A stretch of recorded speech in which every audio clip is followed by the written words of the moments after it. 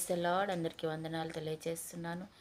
ఈరోజు దేవుడు ఇచ్చినటువంటి వాగ్దానము 126వ దావీదు కీర్తన 3వ వచనంలో వ్రాయబడినట్టుగా, యెహోవా మన కొరకు గొప్ప కార్యములు చేసి ఉన్నాడు, మనం సంతోషభరితులమవుదుము.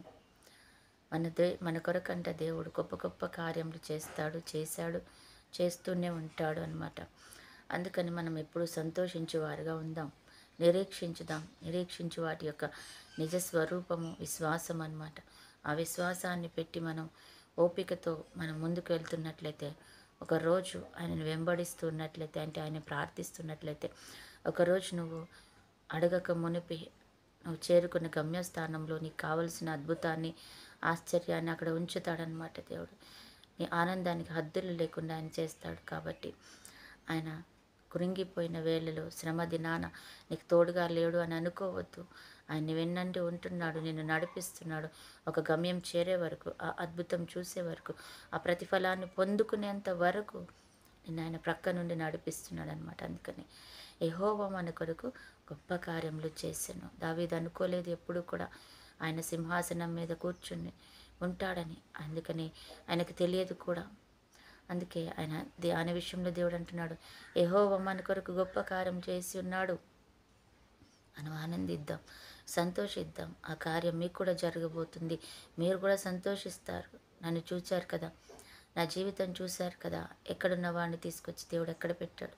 కేవలం నేను ఆయనని మహిమపరచడం ద్వారా ఈరోజు నా జీవితంలో నేను అడగకుండా చేసిన దేవుడు మీ జీవితంలో కూడా అడగకుండానే, అడిగిన వాటికంటే గొప్ప అద్భుతాన్ని మీ జీవితంలోనే చేస్తాడు, చేయబోతున్నాడు. కాబట్టి ధైర్యంగా ఉండండి. దావీదుతో మాట్లాడిన దేవుడు, దావీదుని దర్శించి ప్రేమించి ఇచ్చిన దేవుడే నీకు నాకు కూడా ఇవ్వబోతున్నాడు.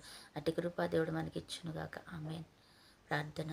పరిశుద్ధుడైన దేవా, ప్రేమ కలిగిన తండ్రి, ఈరోజు ఈ సమయంలో ప్రభువా నువ్వు మాకు చేసిన మేలన్నిటిని బట్టి కూడా కృతజ్ఞతలు, నువ్వు చూపిన కృపలన్నిటిని బట్టి కూడా వందనాలు చెల్లిస్తూ, మరి మేము వెళ్ళే దారిలో తండ్రి, మా మార్గంలో తండ్రి ప్రభేశ్య, నువ్వు అయా తండ్రి ప్రభు మాకు సరళం చేసి అద్భుతాన్ని ఉంచిన గొప్ప దేవుడు తండ్రి ప్రభేశ్య. ప్రభా, మేము ఊహించకముందే, అడగకముందే కూడా తండ్రి మమ్మల్ని బలపరిచి, స్థిరపరిచి ఆశ్చర్యాన్ని చేసిన దేవుడవు కదా ప్రభా.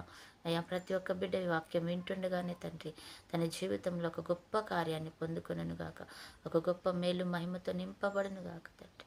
అట్టి అద్భుతాన్ని, అట్టి మహిమనటి కృపను వారి జీవితంలో కూడా మీరు ఇచ్చి నడిపించుకోండి. ఈరోజు బర్త్డే, మ్యారేజ్ డే జరుపుకుని బిడ్డను దీవించండి.